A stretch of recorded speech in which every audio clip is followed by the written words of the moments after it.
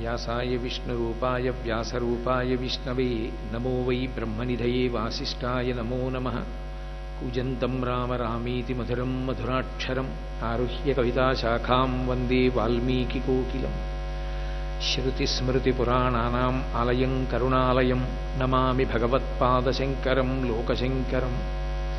వాగర్ధావివ సంపృక్తౌ వాగర్ధప్రతిపత్తయే జగతః పితరౌ వందే పార్వతీపరమేశ్వరౌ. సూక్తిం సమగ్రయతున స్వయమేవ లక్ష్మీః శ్రీరంగరాజమహిషీ మధురైః కటాక్షైః వైదగ్ధ్యవర్ణగుణగుంభనగౌరవైర్యాం కండూలకర్ణకుహరాः కవయోధయంతి. హైమోర్ధ్వపుండ్రమజహన్మకుటం సునాసం మందస్మితం మకరకుండలచారుగండం బింబాధరం బహుళదీర్ఘకృపాకటాక్షం శ్రీవేంకటేశముఖమాత్మని సన్నిధత్తాం. విమలపటి కమలపుటి పుస్తకరుద్రాక్షస్యస్తహస్తపుటి కామాక్షి పక్ష్మలాక్షి కలిత విపంచి విభాసి వైరించి. మనోజవం మరుతతుల్యవేగం జితేంద్రియం బుద్ధిమతాం వరిష్టం వాతాత్మజం వనరయూధముఖ్యం శ్రీరామదూతం శిరసా నమామి. ఆపదామపహర్తారం దాతారం సర్వసంపదాం లోకాభిరామం శ్రీరామం భూయో భూయో నమామ్యహం. హరి ఓం. పరమేశ్వర స్వరూపైన సభకి నమస్కారం. శ్రీరామాయణం అయోధ్యకాండలో వాల్మీకి మహర్షి ఒక అద్భుతమైన శ్లోకాన్ని ఇచ్చారు. అచచక్షేద సద్భావం లక్ష్మణస్య మహాత్మనః భరతాయ అప్రమేయాయ గుహో గహన గోచరః అని. మహాత్ముడైనటువంటి లక్ష్మణుని గురించి ఊహించశక్యము కానటువంటి గుణములు కలిగినటువంటి భరతుడి దగ్గరికి వెళ్ళి ఎక్కడో వనములలో తిరిగేటటువంటి గుహుడు మాట్లాడాడు. వనాలలో తిరిగే గుహుడికి ఒక్క రాత్రి చూసినంత మాత్రం చేత లక్ష్మణస్వామి యొక్క గుణములు తెలిసిపోతాయా? తోడ పుట్టినటువంటి భరతుడికి అంత గొప్ప లక్ష్మణస్వామి గురించి ఊహింపశక్యం కాని శక్తి కలిగినటువంటి భరతుడితో గుహుడు మాట్లాడగలడా?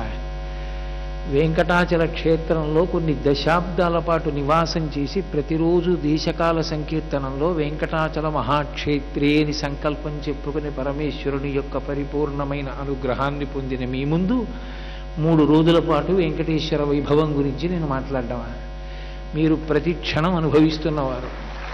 నేను గుహో గహన గోచరః అని ఎక్కడో వనములలో తిరిగేటటువంటి గుహుడు ఒక్క రాత్రి లక్ష్మణస్వామి యొక్క సౌశీల్యాన్ని అనుభవించినట్టు ఒక్క రాత్రి కొండ మీద పడుకుని ఎప్పుడో ఒకసారి స్వామి దర్శనం చేసుకుని వెడుతుండేటటువంటి వాడిని.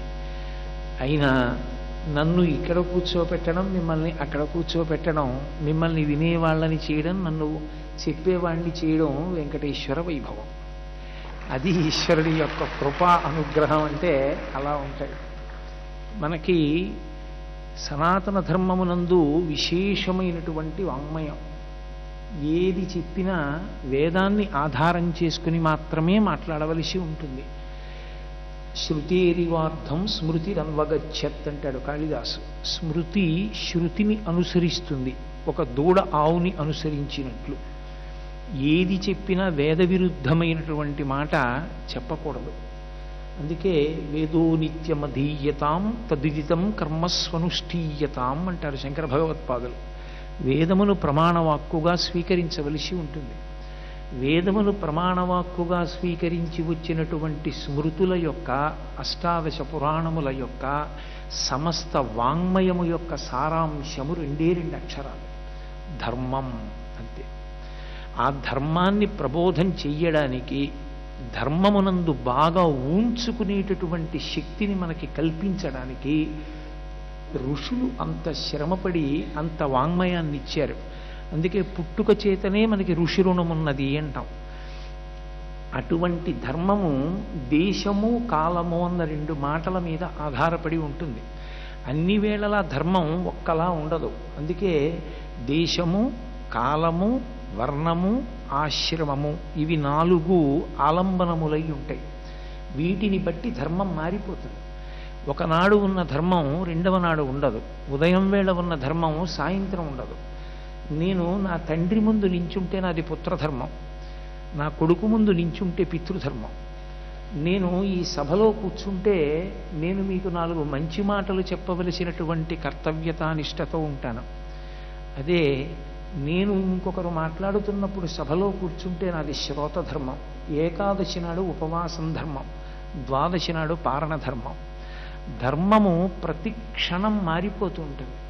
ప్రతి క్షణం మారిపోయేటటువంటి ధర్మాన్ని తెలుసుకుని బాగా ఉంచుకున్నవాడెవరో వాడే పరమేశ్వరుణ్ణి చేరుతాడు.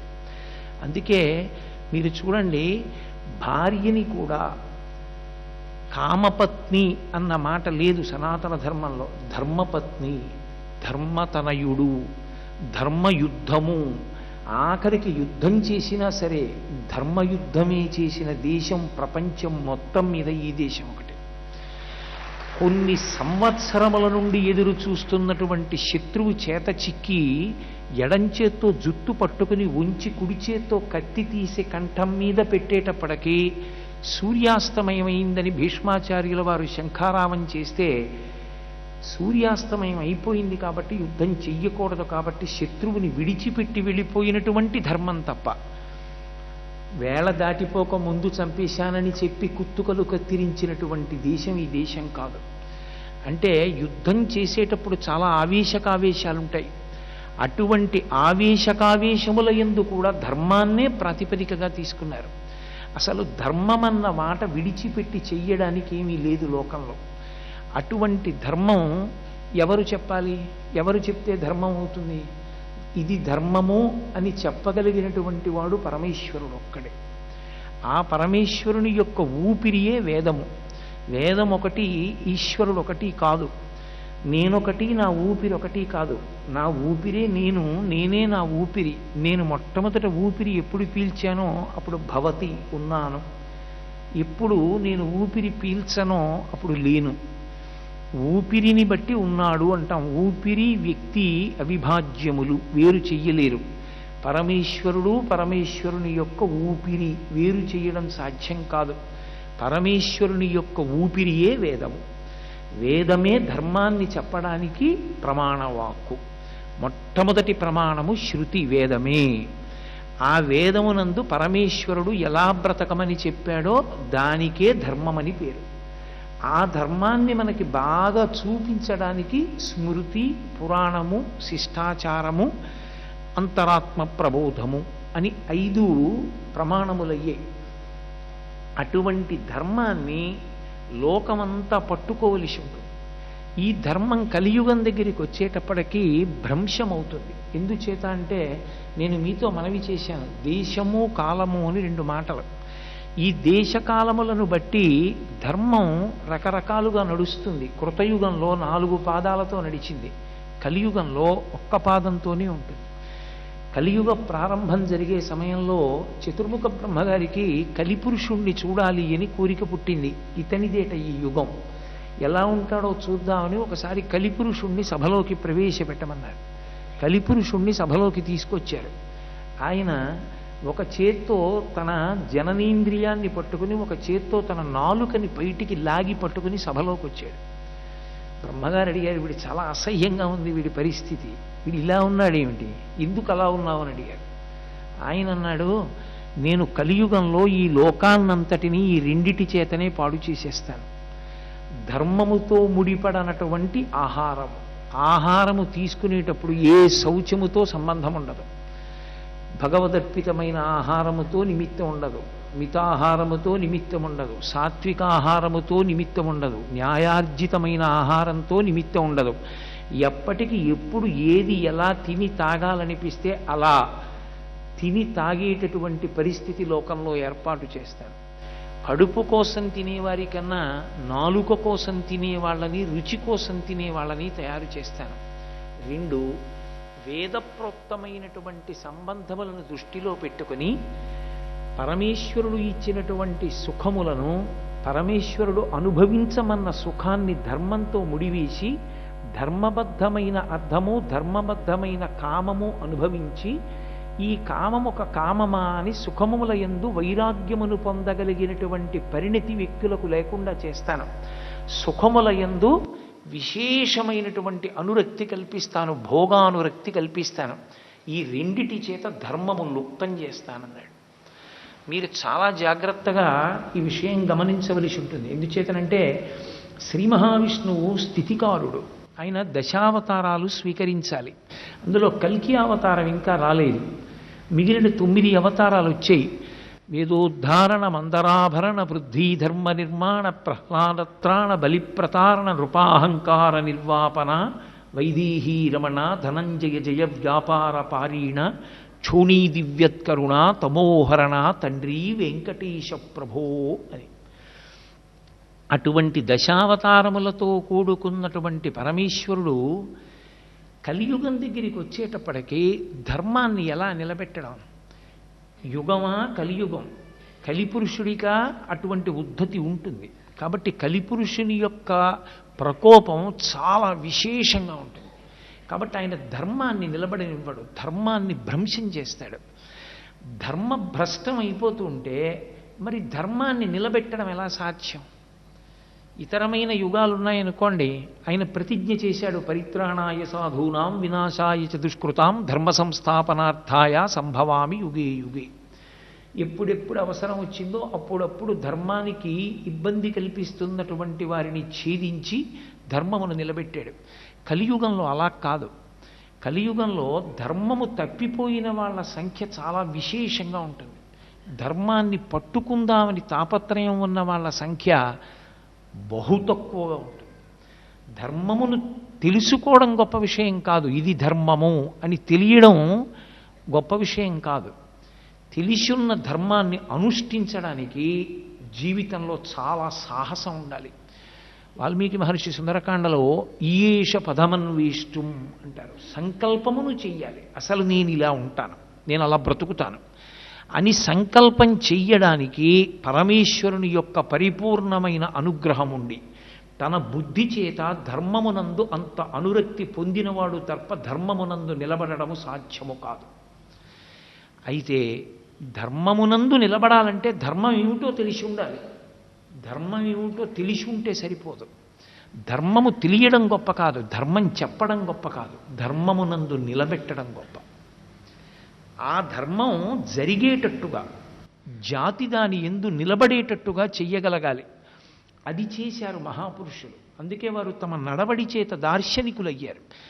నేను మీతో అన్నాను, ఆశ్రమాన్ని బట్టి ధర్మం ఉంటుంది అని. అన్నిటిలోకి చాలా చాలా కష్టమైన ఆశ్రమం సన్యాసాశ్రమం.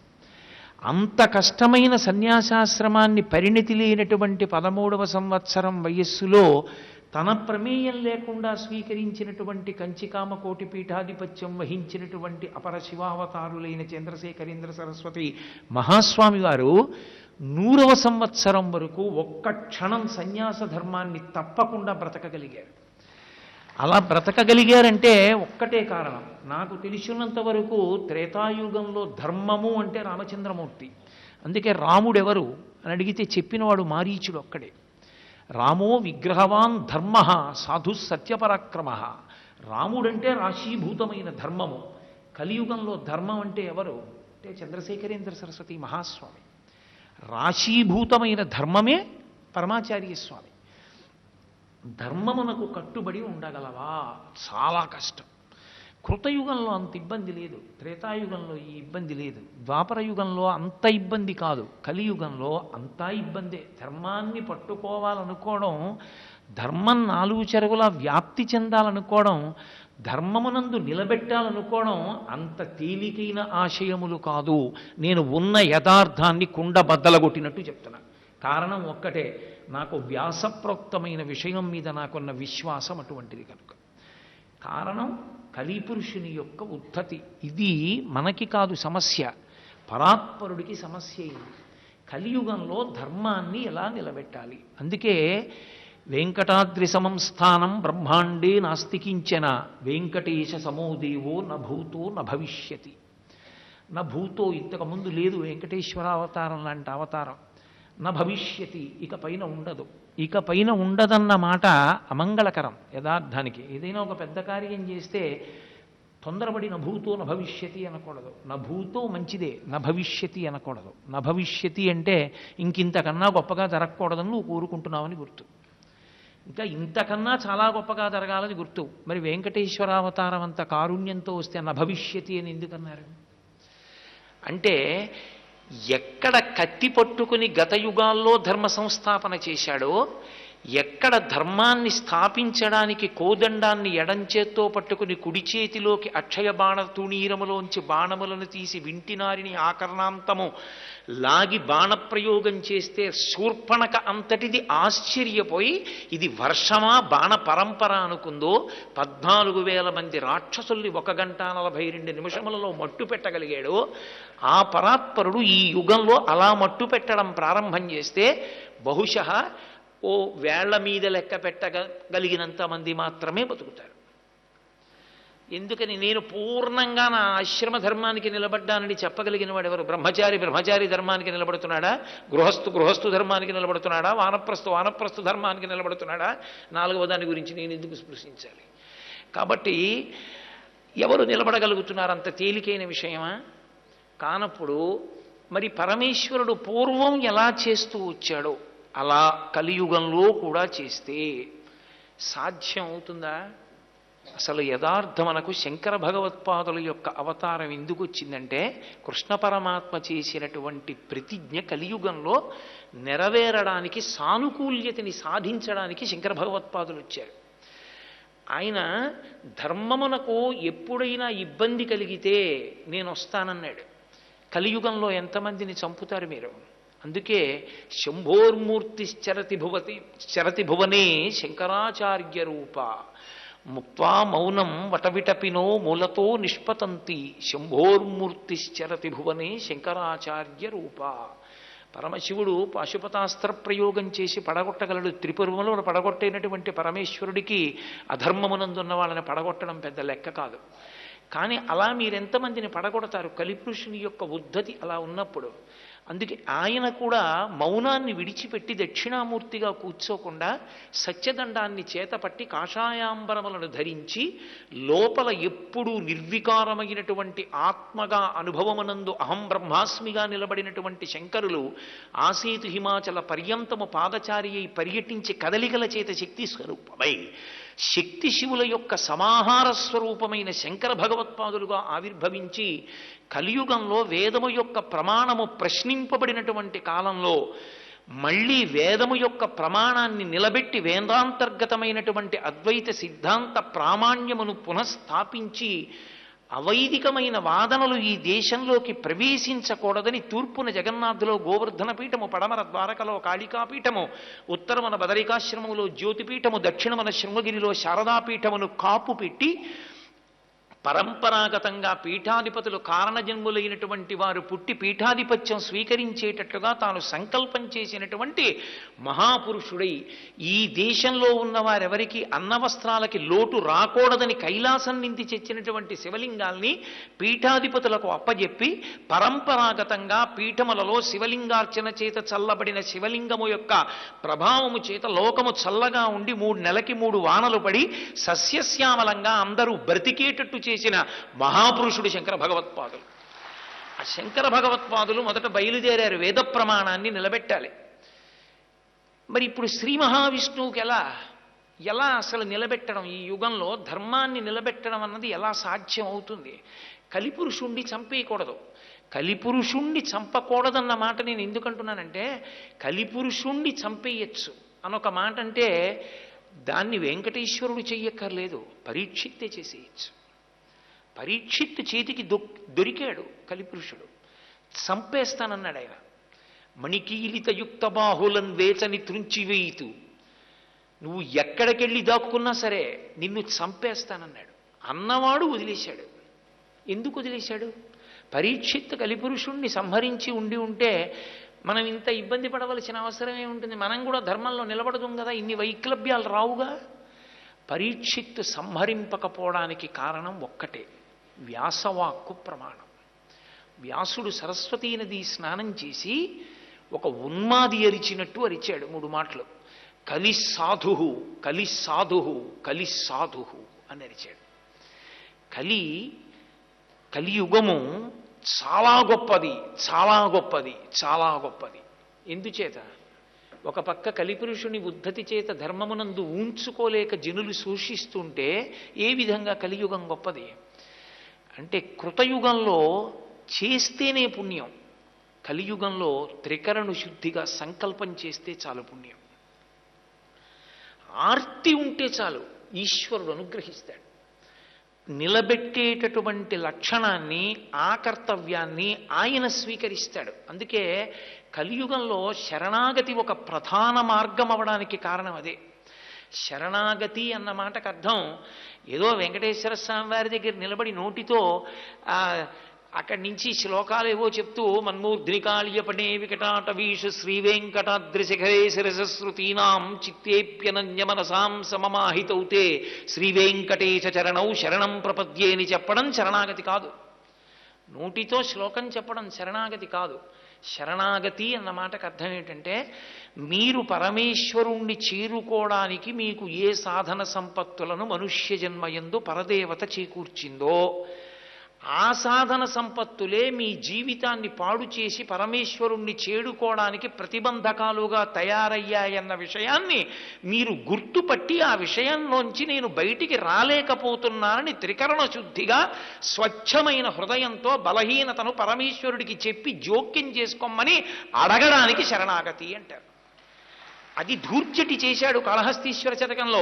రోషీరోయదు కామినీ జనుల తారుణ్యోరు సౌఖ్యంబులన్ బాసీబాయదు పుత్ర మిత్రధన సంపద్భ్రాంతి వాంఛాలతల్ కోశీకోయదు నమనంబకట నీకున్ ప్రీతిగా సత్క్రియల్ చేసి చేయదు దీని త్రుళ్ళన చవే శ్రీకాళహస్తీశ్వర అని అడిగాడు. ఈశ్వర, నా మనసు నా మాట వింటలేదు, దాని ఇష్టం వచ్చినట్టు తిరుగుతోంది. నువ్వు పంచేంద్రియములను ఇచ్చావు, జ్ఞానేంద్రియాలని, వీటితో ఈశ్వరుణ్ణి సేవించమన్నావు. కానీ నేను విషయలంపటంలో పడిపోయాను. భోగములను అనుభవించాలనేటటువంటి విషయముల యందు అనురక్తి రోజు రోజుకి పెరిగిపోతోంది. శరీరమా దౌర్బల్యమైపోతోంది. కింవానేన ధనేన వాజికరిభి ప్రాప్తేన రాజ్యేన కిం కింవా పుత్ర కళత్ర మిత్ర పశుభిర్దేహేన గేహేన కిం అంటారు శంకర భగవత్పాదులు. వెనక వచ్చేదా లేదు. శరీరమా వెళ్ళిపోతోంది, దగ్గర పడిపోతున్నాయి రోజులు, తల పండిపోతోంది. బాల్యాదిశ్యపి జాగ్రదాదిషు తథా సర్వాస్వ్యవస్థాస్యపి వ్యావృత్తా స్వనువర్తమానమిహమిత్యంత స్ఫురంతం సదా అంటారు దక్షిణామూర్తి స్తోత్రంలో శంకరులు. ఒక్కొక్క అవస్థ దాటిపోతున్నాడు. అయినా ఈశ్వరుని ఎందు ఉంచుకోలేకపోతున్నాను, భోగముల వైపు తిరుగుతున్నాను. పరమేశ్వర, మీరు జోక్యం చేసుకుని వీటిని నేను సక్రమంగా వాడుకోలేకపోతున్నా. మీరు ఇచ్చిన వాటిని, వీటిని సక్రమంగా నేను వాడుకోగలిగిన శక్తిని మీరే నాకు కృప చెయ్యండి. నేను వీటిని మీరిస్తే ఎంత దుర్వినియోగం చేశానో మీకు తెలుసా? అది చిత్తశుద్ధితో చెప్తే మీరు వెంకటేశ్వరుడి దగ్గర నిలబడ్డానికి అర్హత పొందినట్టు. అహం దూరతస్తే పదాంభోజయుగ్మ ప్రణామేచ్ఛయా గచ్చ సేవాం కరోమి. నేను ఎక్కడి నుంచో వచ్చాను, కాకినాడ నుంచి. ఈశ్వర, ఇవాళ మీ అభిషేకం చూశాను, చాలా సంతోషం. కానీ ఇలా ఎప్పుడు రాను? ఎప్పుడో ఏడాదికోసారి వచ్చాను. నా అదృష్టం పండి పరమేశ్వరుడు అనుగ్రహించి పిలిచాడు. నేను వెళ్ళగలనా? నా సంకల్పంతో నాకు అవుతుందా అభిషేకం చూడడం? నా వల్ల కాదు. ఈశ్వర, మీరు నా యందు ఏం చేయాలో తెలుసా? అహం దూరతస్తే పదాంభోజయుగ్మ ప్రణామేచ్ఛయా గచ్చ సేవాం కరోమి సహృదేవయా నిత్య సేవాఫలం తం ప్రయచ్ఛ ప్రయచ్ఛ ప్రభో వెంకటేశ. ప్రతిక్షణం ప్రతినిత్యం నాతో మీ సేవ చేయించండి. వెంకటాచలం వచ్చినప్పుడు కళ్యాణం చేయడం, వెంకటాచలం వచ్చినప్పుడు అభిషేకానికి వెళ్ళడం, వెంకటాచలం వచ్చినప్పుడు చాలా బుద్ధిమంతుళ్ళ, ఏ తప్పు చేయని వాళ్ళ పరమేశ్వరుడి దగ్గరికి వెళ్ళిపోయి మాత్రం నటసార్వభౌమ, నటచక్రవర్తి, నటరత్నాలా నిలబడమని ఈశ్వరుడు కోరుకోలేదు. నువ్వు అలా ఉండకపోతే నేను అలా ఉండలేదని చెప్పు ఈశ్వరుడితో. అలా ఉండలేదని చెప్తే శంకరుడు సౌందర్యలహరిలో అంటారు, ఆయన అనుగ్రహిస్తాడు. జపో జల్పశిల్పం సకలమపి ముద్రా విరచన గతి ప్రాదక్షిణ్యాక్రమణమశనాద్యహుతి విధి ప్రణామ సంవేశ సుఖమఖిలమాత్మార్పణ దృశా అంటారు. నువ్వు తింటే యజ్ఞం అయ్యేట్టు, నువ్వు మాట్లాడితే పరమేశ్వర స్తోత్రం అయ్యేటట్టు ఒక్క కారణం చేతనే మారిపోతావు. ఏ కారణం చేత అంటే అస్తమానం ఈశ్వర కర్మ చేస్తూ కూర్చోవడం నీకు ఎలా సాధ్యం? ఆఫీస్కి వెళ్ళొద్దా? భార్యాబిడ్డలతో గడపద్దా? కుటుంబ కర్తవ్యం చూడొద్దా? మరి ఎలా? ఒక్క ప్రశ్న చేత జీవితం అంతా కూడా ఈశ్వరుడికి నివేదనమవుతుంది. ఏ ప్రశ్న? ఆ ప్రశ్న అంటే జపో జల్పహ.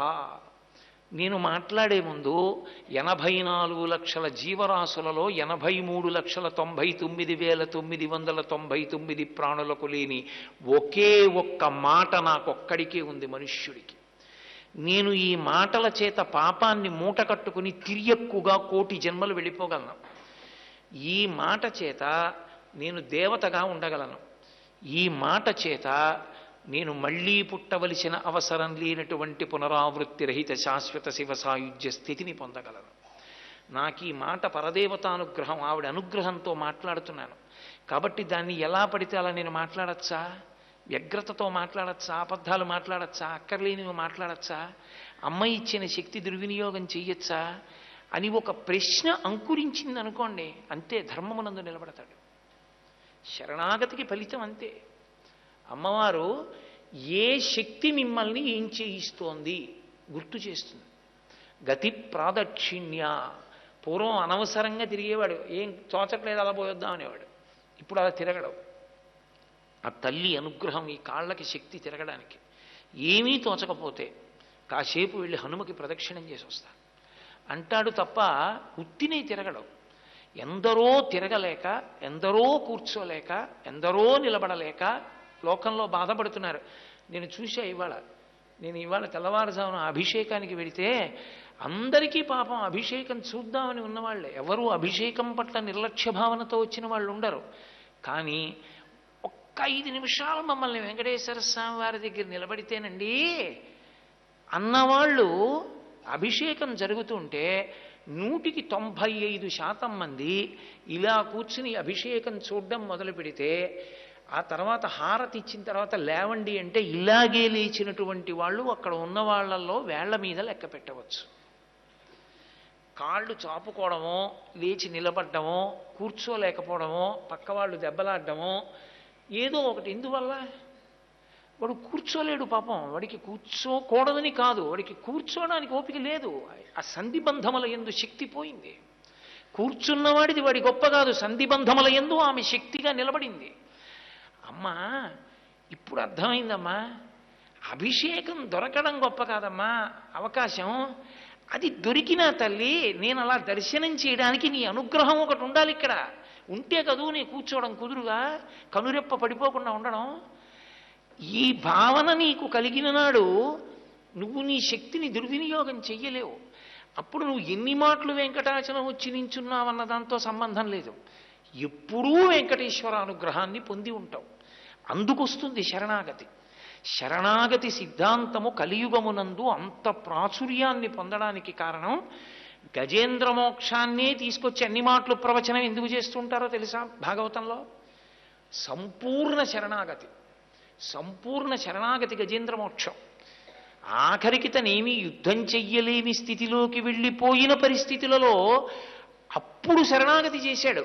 అప్పటి వరకు తనకి ఓపిక ఉన్నన్నాళ్ళు ఇన్ని కోట్ల మంది ఆడ ఏనుగులకి 1,00,00,000,000 కరణీనాథుండనయ్యుండి మద్దానాంభ పరిపుష్ట చందన లతాంత ఛాయలందుండలేక నీరాశ ఇటీల వచ్చితి భయం బిట్లోకదే ఈశ్వర అన్నాడు.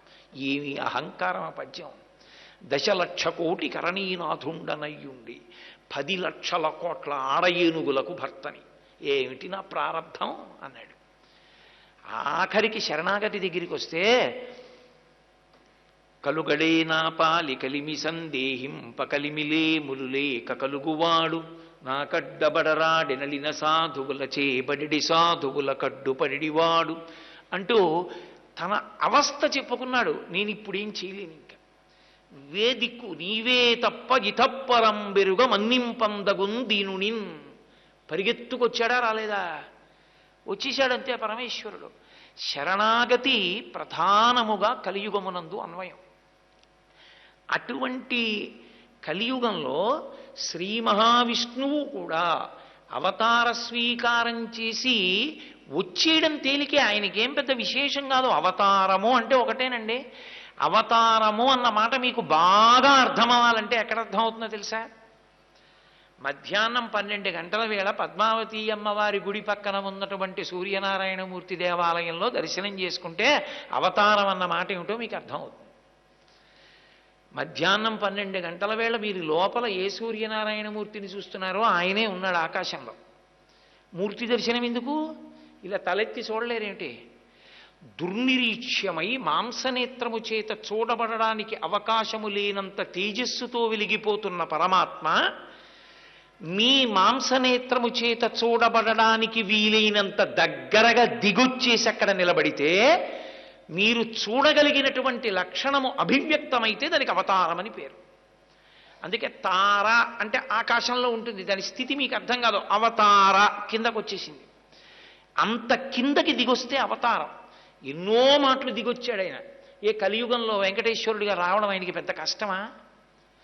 ఎందుకంత కష్టం అయినప్పుడు అది నభూతో నభవిష్యతి అన్నం ఎందుకు? వెంకటేశ్వరుడి గురించి అలాంటి అవతారం లేదన్నం ఎందుకు? అసలు నిజంగా అలా చెప్పాలంటే నరసింహావతారం చెప్పాలి, రామావతారం చెప్పాలి. అంత ధర్మానికి కట్టుబడి మహానుభావుడు పక్కన ఎవ్వడు నావాడన్నవాడు లేకపోయినా, భార్య నెత్తుకుపోయినా, అంతమంది రాక్షసులతో యుద్ధం చేస్తూ అంత కష్టపడిన రామచంద్రమూర్తి అవతారం గొప్పదా?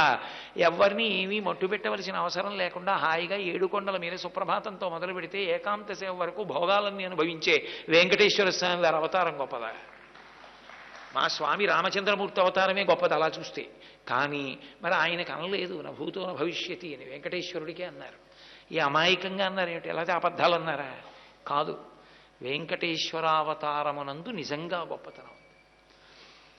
ఇందుచేత నేను మీతో మనవి చేశాను, ధర్మాన్ని నిలబెట్టడం అన్నది చాలా కష్టమైనటువంటి స్థితిలో ఆయన వెంకటేశ్వరుడిగా వచ్చాడు ఈ లోకంలోకి.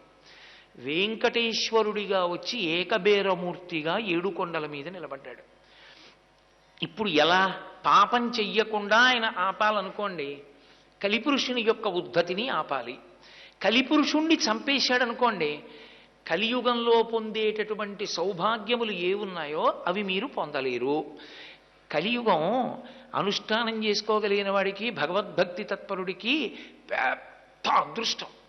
కృతయుగంలో ఎంతో కష్టపడితే వచ్చే పుణ్యం